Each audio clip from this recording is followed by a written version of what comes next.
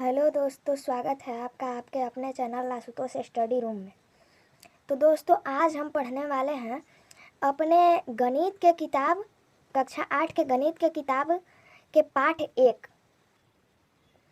परिमेय संख्याएं, rational numbers.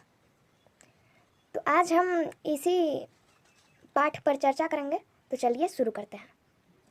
तो सबसे पहले हम चर्चा करेंगे प्राकृत संख्याएं, नेचुरल नंबर्स। गणन संख्याओं को प्राकृत संख्या कहते हैं, जैसे 1, 2, 3, 4, 5, 6, 7 इत्यादि, मतलब ऐसी प्राकृत संख्याएं हैं।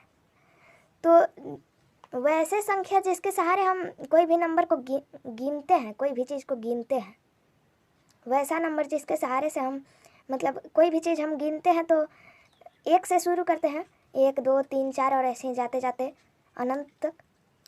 तो यही है प्राकृत संख्याएं, जो 1 से शुरू होता है। दूसरा टॉपिक है पूर्ण संख्याएं, होल नंबर्स।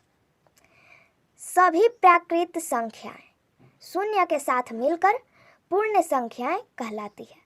तो जैसा ये प्राकृतिक संख्या है, प्राकृत संख्या, इसमें शून्य भी लग जाएगा, शून्य लग जाएगा तो ये हो जाएगा पूर्ण संख्या।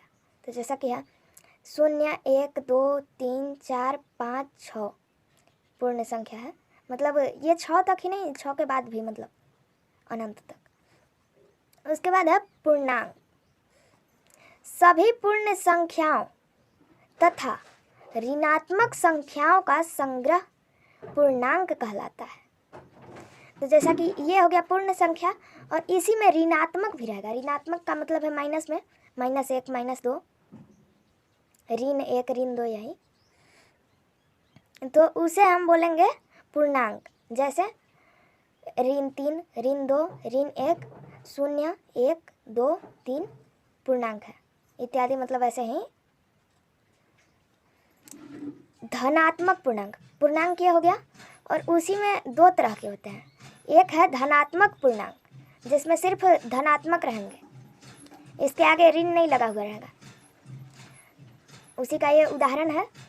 उसके बाद है ऋणात्मक पूर्णांक, जिसके आगे ऋण लगा हुआ रहेगा, ये माइनस में, -1, -2, -3 ये हुआ। और फिर नोट में है कि पूर्णांक शून्य, यहाँ तो कहा है कि सभी पूर्ण संख्या में शून्य भी है। तो शून्य जो है, पूर्णांक शून्य, न तो धनात्मक है और न ऋणात्मक, ये ऐसा पूर्णांक है शून्य। तो चलिए हम आगे विचार करते हैं। यहाँ निम्न समीकरणों पर विचार करें। ये देखिए, ये एक समीकरण है, इसमें पूछ रहा है कि ये जो है x जोड़ 3 बराबर 11। तो यहाँ x के जगह पर क्या होगा, तो आप भी विचार कीजिए। तो हम इसका हल करते हैं।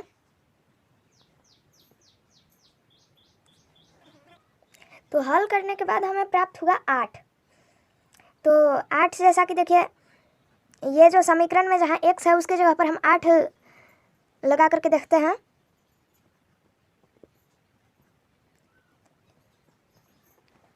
तो देखिए, ये यहाँ मतलब 8 x के जगह पर यदि रहेगा तो हमारा ये समीकरण सही होगा। तो ये 8 है प्राकृत संख्या। यहाँ हम समझे कि प्राकृत संख्या का मतलब ज़रूरत क्या क्या है। ये देखिए, ये दूसरा प्रश्न है, x जोड़ 4 बराबर 4। तो x के जगह पर हम क्या रखेंगे। तो इसके लिए भी हम इस समीकरण को हल करते हैं। तो यहाँ देखिए, यहाँ हमें प्राप्त हुआ 0। तो हम इस x के जगह पर 0 लगा करके देखते हैं कि सही समीकरण होता है या नहीं।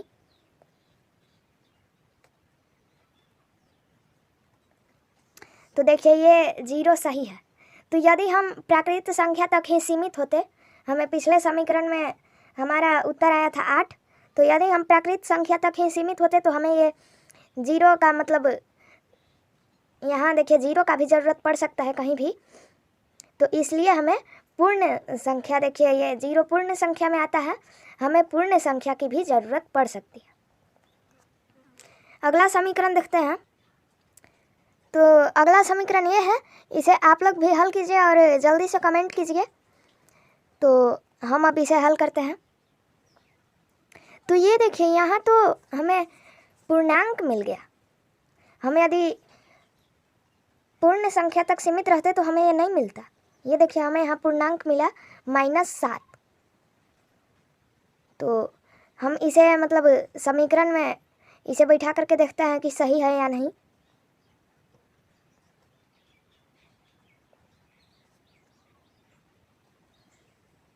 ये इस तरह से हो गया। तो 13 में से 7 घटेगा तो कितना होगा? 6 बराबर 6। देखिए यह सही है। हम यदि पूर्ण संख्या तक सीमित रहते तो हमें यह नहीं प्राप्त होता।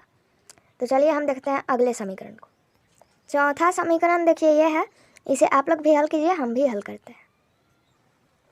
तो देखिए ये 2 जो है यहाँ गुना में है इस तरफ, तो x बराबर 2 यहाँ गुना में है तो इधर भाग में चला जाएगा। तो यहाँ हो जाएगा 3/2। तो x बराबर हमें प्राप्त होता है 3/2। तो ये कौन सा संख्या है? ये संख्या के बारे में तो हमने अभी तक पढ़ा ही नहीं है। ये है परिमेय संख्या, जो कि 2 संख्याओं को ऊपर नीचे इस तरह से लिखना पड़ता है। तो इसे हम इस x के जगह पर बैठा करके देखते हैं कि सही होता है या नहीं। ये देखिए 2x है, यहाँ इस जगह गुने का चिन्ह छिपा हुआ रहता है।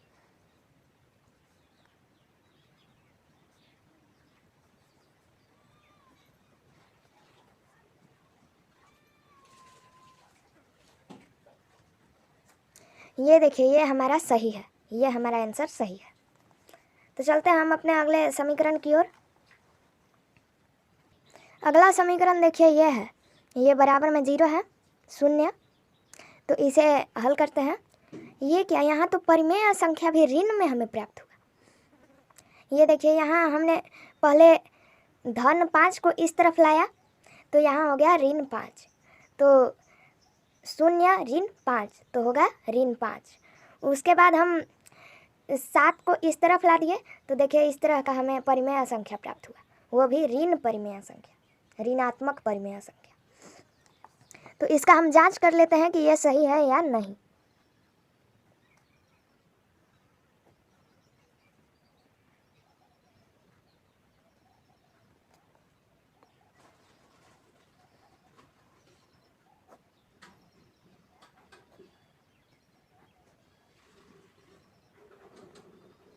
यहाँ देखिए हमारा ऋण है और ये 5, तो ऋण 5 और धन 5 बराबर 0। ये भी हमारा सही है। तो देखिए हमने देखा ये पूर्ण संख्या में से 0, उसके बाद पूर्णांक, परिमेय संख्या और फिर ऋणात्मक परिमेय संख्या। तो अभी तक हमने इधर परिभाषा के साथ पढ़ा था पूर्णांक तक। तो अब हम इधर देखते हैं परिमेय संख्या किसे कहते हैं, किस तरह का वो रहता है, उसके बारे में पूरी जानकारी प्राप्त करते हैं। तो दोस्तों आगे परिमेय संख्या इत्यादि के बारे में जानकारी प्राप्त करने के लिए हम एक और वीडियो बनाएंगे। तो आज के लिए बस इतना ही। यदि आपको ये वीडियो अच्छा लगे तो लाइक करें, अपने दोस्तों के साथ शेयर करें तथा हमारे चैनल को सब्सक्राइब कर लीजिए। और यदि आपको कोई परेशानी होती है तो कमेंट कीजिए। Thank you for watching my video.